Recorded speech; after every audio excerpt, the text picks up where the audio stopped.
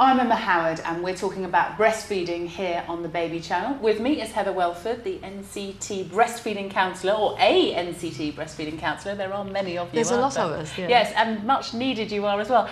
And joining us today, we've got Deborah and 7.5-month-old Anna, who is just lovely and very well fed. Now, your little girl's taking solids. You've weaned her very happily, very easily. Yep.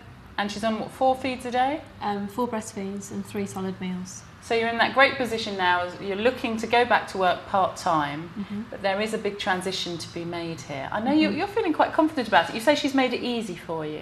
Yeah, she has.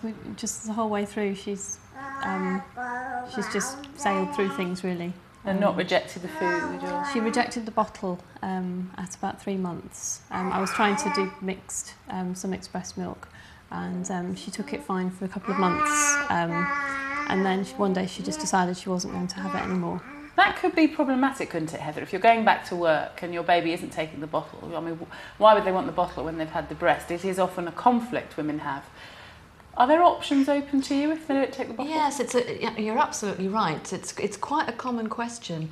Even when babies have been keeping up the 2 skills all the way through, they can suddenly decide and communicate very forcefully what they like best.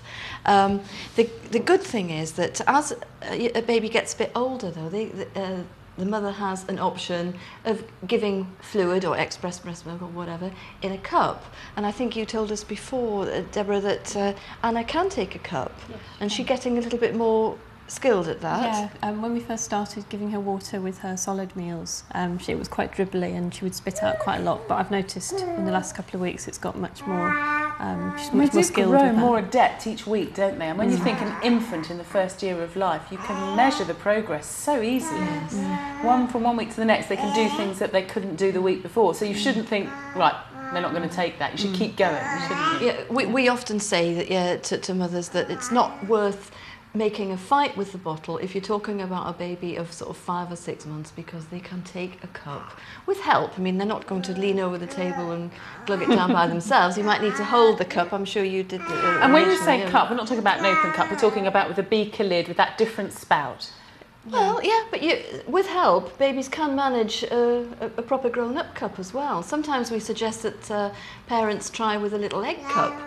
If the baby isn't even managing the sort of cup that you're talking about with a spout, they can try with a little egg cup, or they can try, if you're very gentle, with an ordinary cup. Obviously, you don't fill it to the No, brim. we're all terrified of the mess, aren't we? And our babies will be wet, the well, floors you will don't be want wet. the poor baby's face to be soaked. We don't go there, so we're always trying to protect that spillage, aren't we? Yeah. So we should be more confident. They can, with our help, drink with an open cup. And if in desperate cases you can get a bit of fluid down them with a spoon and a cup, you can tip the fluid, or you let the baby sip off a cup if you want to. Most babies don't need to do that, but you don't need to panic if you're going back to work and your baby really doesn't want a bottle, if they know what they like best of all. And she clearly does. She's communicating with all of us here today. Yeah, you want to How play. are you going to manage this transition, Deborah? I know you're a woman with a plan. You know what you're going to do. Share it with us. Well, I intend, I mean, if she's still interested by then I intend to still feed her myself in the morning when she wakes up before I go to work. Right. And then perhaps for her to have expressed milk during the morning and during the afternoon when she would normally have a breastfeed. So in a cup if she won't take the bottle. Yeah, and we'll try it. And I've taken advice on it that it shouldn't matter if she doesn't want it. She can just, as long as she has other drinks throughout the day. Because of course she is on solids, so she's not relying completely and on this. she's really good at drinking water. She's having quite a lot, water with every meal now. Oh, she is good as gold, isn't she? Yeah. It's not everybody at home will be having such luck as you. I anticipate to keep on with the night feed, for as long as she And your wants night it, feed really. is what time now? 7 o'clock when she goes to You bed. do your evening feed. And she's sleeping through from around 7 till 7, is she? Usually, yeah. She is an angel baby. They're not always as perfect as this on the Baby Channel, but she is showing us how it should be done. Look at you, you're very happy indeed.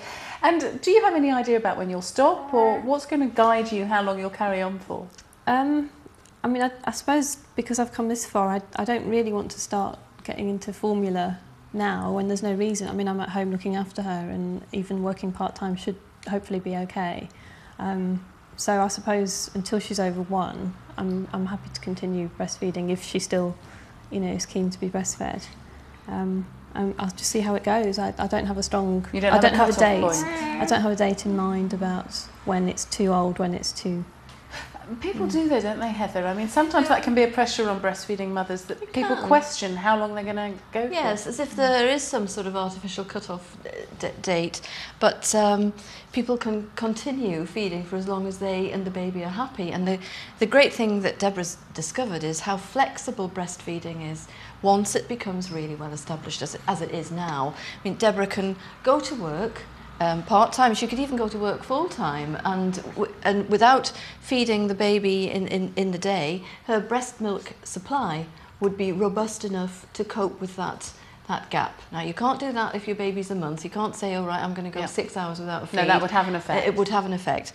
It may be at the start, Deborah might find it more comfortable to express when she's away from Anna for a whole day. But the longer it goes on, the more flexible breastfeeding is. And I've known many women have had all sorts of odd hours and odd conditions, and the breastfeeding remains as a constant. They manage to do that. And the nice thing about it is that when you are away from your baby, that breastfeeding becomes a way of reconnecting with the baby after a working day. Yes, because that's an emotional separation, isn't it, going back to work? Breastfeeding is part of the relationship that you have with your baby when it's going as well as it is with Deborah and Anna. And it'll be nice for both of them at the end of a working day to say hello to each other with a nice cuddly, snuggly breastfeed. And it is hard in the beginning, although you've actually had a fairly easy time. I know that we've been talking about positions with other people and continue to do so. Did you find it fairly easy to find the right position with Anna, or did you have help and advice in the beginning? When she was first born, she was put straight on, you know, for skin-to-skin contact, which we'd specified. And she was too slippy. We just couldn't hold on to her. She was all over the place. So the midwife came and helped me position her, and we wrapped her in a towel, and she showed me how to do it. And it took a few times where she had to come back and show, you know, just help me get her attached.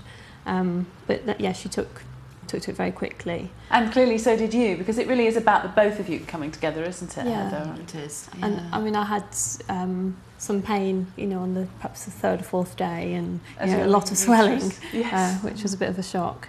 But generally, it's gone very well. Do you think she wants a feed now? She looks very happy and contented. She's not normally due one about now, is she? It's a little bit early, but then she's a bit late with her lunch. So. Oh, well, she might feed for us. Now, Heather, if we watch Anna go on, talk us through, because clearly this pairing is a very happy one. Let's see if Anna will go on and show us the correct position. Yeah. She is mesmerised by all the characters around. Let's have a look, shall we, Anna? Do you want to have a feed? Shows how it's done. Let's see if she knows what Deborah's going to do. To our assistant producer in the corner there. She loves everybody, this girl.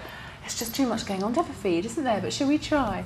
And again, as we've seen with other babies, and when we've been talking about breastfeeding, this fidgeting, if there's a lot going on, it's, you know, they're not particularly hungry, they're not going to stay on. No, that's right. And a baby of this age has got so much learning to do that it's easy to see that they're going to be distracted by all sorts of things. So let's have a look. What are you going to do, Anna?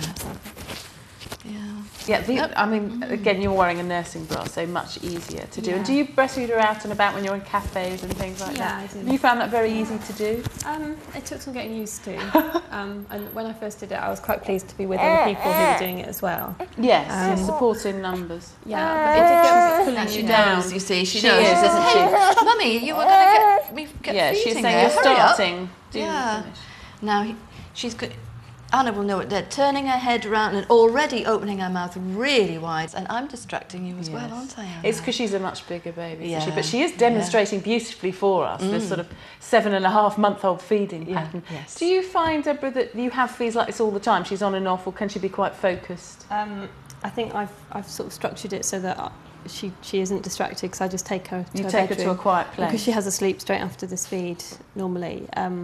Then she's just up in her bedroom where it's quiet. So we're really throwing that out today, aren't we? We brought her in. This is very typical. This sort of playing with Mummy's hair and having a little sort of wave around with her hands. Sort of neckline and things, Yes, I recently lost a jumper to my little one who pulled